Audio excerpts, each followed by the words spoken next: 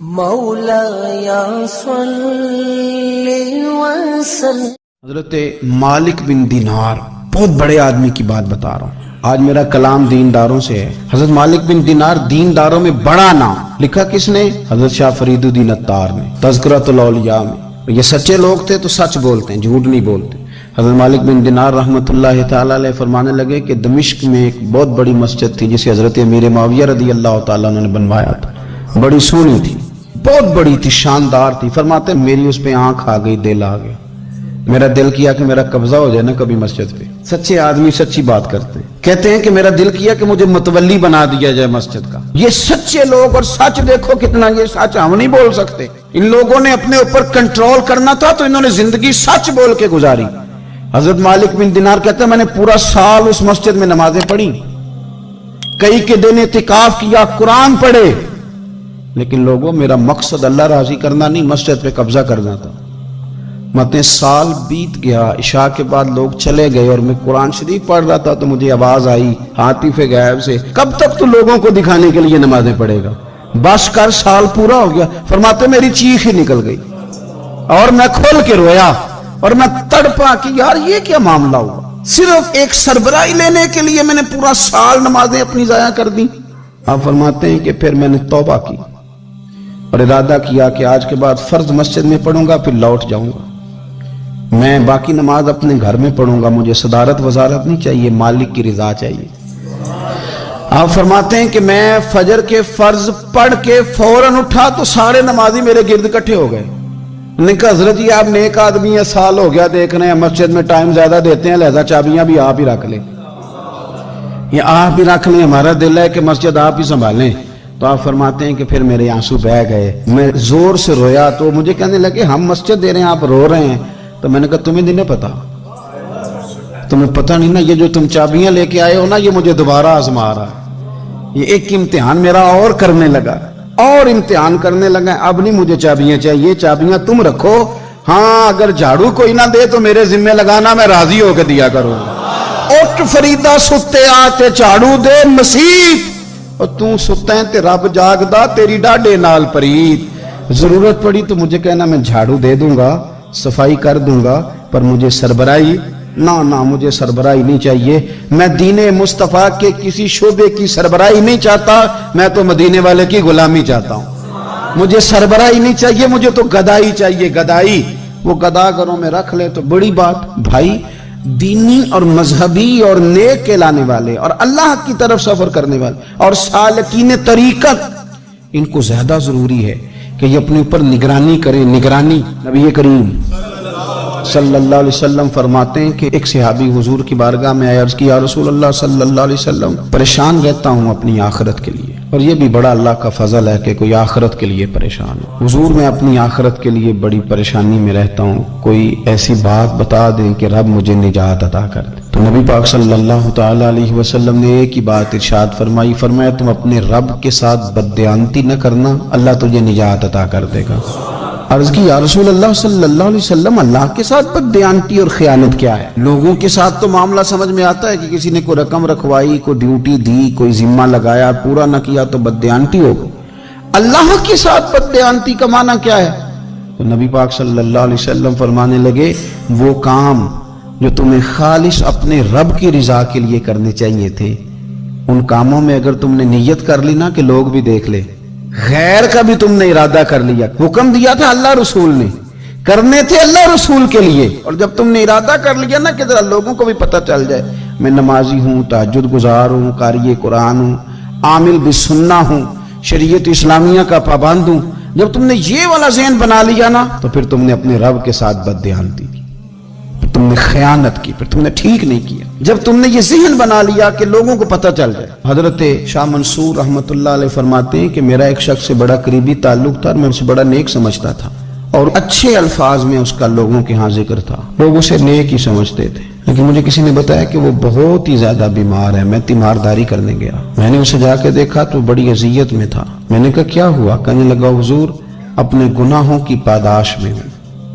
میں نے کہا تو بڑا نیک تھا۔ کہنے لگا حضرت جی میرا منصب نیکی کا تھا، میں نے تہجد پڑھی تاکہ لوگوں کو پتہ چل جائے میں نیک، میں نے تسبیح پھیری تاکہ پیری مریدی میں اضافہ ہو، میں نے سنت شریعت کا لبادہ اوڑا تاکہ میرے عقیدت مند بڑھ جائیں. وہ کام جو اللہ رسول کے لیے کرنے تھے انہی کاموں پر میں نے یہ نظام بنایا کہ جس سے خرابی واقع ہونے لگی. حضور پھر میں بیمار ہوا، اتنا بیمار ہوا کہ اٹھا نہیں جاتا تھا. ایک دن پھر میں نے قرآن شریف منگایا اور منگا کر کے اپنے صحن میں بیٹھ کر قرآن بلند کر کے کہا اللہ مجھے اس کے صدقے شفا دے دے. آج کے بعد ایسا کام نہیں کروں گا. رب نے تو شفا دے دی پر میں نہیں باز آیا. میں گویا بیچتا رہا تہجد کو، میں سیل کرتا رہا اپنے وظیفوں کو. میں نے وہ جملے، وہ الفاظ، وہ تلاوتیں، وہ نعتیں وہ میں کرتا رہا، سیل کرتا رہا. پھر بیمار ہو گیا، پھر دعا مانگی، قرآن شریف شروع کیا، پڑھا، سورہ یاسین تک پہنچا، پھر بلند کیا اللہ اس کے صدقے شفا دے دے، وہ بڑا ہی مہربان ہے، اس نے پھر معاف کر دیا. لیکن حضور اس کی بار یہ ہوا ہے کہ میں نے کئی دفعے معافی مانگی، کئی دفعے توڑی. اب میں نے پھر وہی کام کیے لوگوں کو دکھانے کے لیے، لوگوں کو راضی کرنے کے لیے. ہمارے پلے کچھ بھی نہیں بچتا، جو کچھ ہے وہ دوسروں کو دے ڈالا. اس لیے نبی پاک علیہ السلام فرماتے ہیں قیامت کے دن اللہ تعالیٰ کچھ لوگوں سے فرمائے گا جن کو دکھانے کے لیے نمازیں پڑھتے تھے جاؤ ان سے جا کے اجر مانگو. جن کو دکھانے کے لیے تم نے صدقات کیے ان سے کہو تمہیں اجر دیں. جن کو دکھانے کے لیے تم نے روزے رکھے ان سے کہو تمہیں اجر دے. وہ جو تم نے لبادے اوڑے نا اور بڑا کچھ تم بنے کہ میں داڑھی والا، میں پگڑی والا، میں جبے والا، جن کو دکھانے کے لیے کیا جاؤ جا کے ان سے اجر لو. میں تو تمہیں اس چیز کا اجر دوں گا جو تم نے خالص میرے لیے کیا. تو وہ شخص کہنے لگا حضور اب میری یہ کیفیت ہے کہ اس دفعہ میں قرآن منگاتا ہوں، پڑھنے کی کوشش کرتا ہوں پر میری زبان پہ جاری نہیں ہوتا. ہم میرے لیے دعا فرما دیں. کہتے ہیں میں بھی رویا، وہ بھی رویا. ابھی میں اس بستی سے باہر نہیں نکلا تھا کہ اس شخص کا انتقال ہو گیا، وہ چلا گیا. آج تک پریشان ہوں کہ مالک بندہ نوازی فرما. تھوڑا سا اپنے لیے بھی ہمیں کچھ کرنا ہے، ہمیں غور کرنا ہے کہ یہ کام کرتے وقت میرا ارادہ کیا ہے، اس کام سے میرا مقصود کیا ہے، اور جس ارادے سے میں کر رہا ہوں پھر اس کا نتیجہ کیا ہے. اگر اسی طرح الجھ گئے، میں کہتا ہوں کہ ہم نے دعوتیں ولیمے بھی کھائے اور ہم منگنی میں بھی گئے اور ہم بارات میں بھی گئے اور ہم جناب سیاسی میٹنگ میں بھی گئے، کس لیے کہ دنیا داری ٹھیک رہے. یہ سارے کام دنیا کے لیے کر لیے تھے تو اب نمازیں تو نانا دنیا داری کے لیے پڑھیں. یہ سارا کچھ ہو گیا تھا نا دنیا داری کے لیے، تو اب داڑھی حج زکوٰۃ کا معاملہ تو دنیا داری کے لیے نہ کریں. اب اس پر تو نہ دھبا ڈالیں، اس پر تو نہ وہی لیبل لگا لیں کہ یہ اوپر بڑا اچھا خوبصورت پیکٹ اور اندر سے نکلے ہی کوئی شے نہ، خرابی ہو جائے اور صبح قیامت جب راز کھلیں تو پھر ہم سے چھپنے کو جگہ ہی نہ مل سکے. نبی کریم صلی اللہ تعالی علیہ وسلم نے ہماری تربیت فرمائی. حضور فرمانے لگے مخلص ہو کے عمل کرنا، اگر تھوڑا بھی ہوا تو تمہیں کفایت کر جائے گا. حضرت ابو سعید ابو الخیر رحمۃ اللہ علیہ کہتے ہیں میں غلام خرید کے لایا. جو غلام شرط کے ساتھ آتے تھے وہ سستے ملتے تھے اور جن کو ہم بس خرید لاتے تھے اپنی مرضی سے وہ ذرا مہنگے ہوتے تھے. تو غلام نے کہا حضرت یہ 3 شرطیں ہوں گی اگر آپ مجھے خریدیں گے. میں نے کہا بولو. کہنے لگا پہلی شرط یہ ہے کہ میں سارا وقت آپ کی بات مانوں گا، پر اذان ہوگی تو پھر میں کسی کی بھی نہیں سنوں گا، پر میں جانوں میرا رب جانے. میں نے کہا قبول ہے. کہنے لگا دوسری شرط یہ ہے کہ دن کے وقت بات مانوں گا، رات کو نہیں مانوں گا. میں نے کہا یہ آرام کرنے کا عادی ہوگا، نیند زیادہ آتی ہوگی، بعض لوگ زیادہ سوتے ہیں. میں نے کہا ٹھیک ہے. اس نے تیسری شرط یہ کہی کہ بہت سارے جگہوں پہ لوگوں کے زیادہ غلام ہوتے ہیں تو ایک کمرے میں 5-5 600 لوگ رہتے ہیں. میں کمرہ علیحدہ لوں گا اکیلا، ٹوٹا پھوٹا دے دیں، پرانا دے دیں، کسی حویلی کے پچھواڑے دے دیں، پر کمرہ میں الگ لوں گا. کہتے میں نے کہا یار یہ بھی قبول ہے. میں اسے گھر لے آیا. میرے دل میں تھوڑا تھوڑا کھٹکا تھا کہ یہ کہتا ہے میں وقت پر نماز کے لیے جاؤں گا، کہیں کام چوری نہ کرے، لیکن فرماتے ہیں یہ تو کام دوسروں سے زیادہ کرتا تھا اور توجہ سے کرتا تھا اور ذوق سے کرتا تھا. 2 دنوں کا کام 1 دن میں کر جاتا. فرماتے ہیں ایک رات کسی مجبوری کے لیے مجھے کوئی پیغام آ گیا، کہیں جانا تھا. میں اور میری اہلیہ اٹھے، حویلی کے پیچھے ایک پرانے کمرے میں وہ رہتا تھا. جب ہم اس کے قریب سے گزرے تو اس کے کمرے کی عجیب حالت دیکھی کہ زمین سے آسمان تک نور ہی نور. ہم نے جب کان لگا کے سنا تو وہ رو رہا تھا اور کہہ رہا تھا مالک میرے ذمہ نہ میرے آقا کے بھی حقوق، اس لیے میں سارا دن تیری عبادت نہیں کر سکتا، صرف رات کو کرتا ہوں.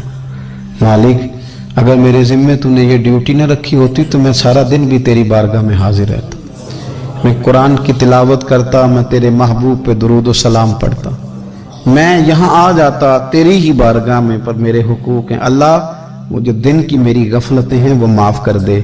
حضرت فرماتے ہیں بڑا ذوق بڑا شوق، ہم نے جہاں جانا تھا گئے نہیں، واپس آ گئے۔ رات ہم نے اس کو مداخلت کرنا اور تکلیف دینا مناسب نہ جانا۔ صبح کی نماز کے بعد میں نے طلب کیا اور میں نے اسے بلا کر کے کہا کہ میاں تو آج کے بعد آزاد ہے، ہماری کوئی ذمہ داری تیرے اوپر نہیں، تو سارا دن قرآن شریف پڑھ، درود پاک پڑھ، اپنی مرضی سے چل۔ کہنے لگا کیوں؟ جلال میں غصے میں بات کرنے لگا، کیا مطلب ہے آپ کا؟ میں محنت کروں گا، کام کروں گا، یہ آپ کیا کہہ رہے ہیں؟ تو فرماتے ہیں میں نے اس سے کہا کہ رات نا ہم نے تیرا منظر دیکھ لیا، تیری دعائیں تیری التجائیں رب کے ساتھ تیرے رشتہ ہم مطلع ہو گئے۔ کہتے ہیں ہم نے یہ کہا تو اس نے آسمان کی طرف دیکھا، پھر نظر جھکائی، کہنے لگا مالک تو نے تو راز ہی کھول دیا۔ یہاں لوگوں کی جعلی کرامت مشہور ہو جائے تو وہ کمائی نہیں کرنی شروع کر دیتے، تویز دھاگے کی دکان نہیں چل جاتی۔ اللہ تو نے راز ہی کھول دیا، میں تو سراپا مخزن راز تھا، میں رہا تھا مدت و راز میں، یہ تو تیرا شوق کے دید کشاں کشاں مجھے کھینچ لایا مجاز میں، تو نے یہ کیا عجب کیا، مجھ کو بھی فاش کر دیا، میں ہی تو ایک راز تھا سینہ کائنات میں، مالک میرا بھی راز کھول دیا۔ اور پھر کہنے لگا اللہ یوں نہ کر، تیرے میرے پردے ہیں، ان پردوں کو نہ کھول۔ یہ لفظ کہے زمین پلیٹا، کلمہ پڑا، روح پرواز کر گئی، عرش فرشتے بانگا ملیاں، مکے پہ گئے شور۔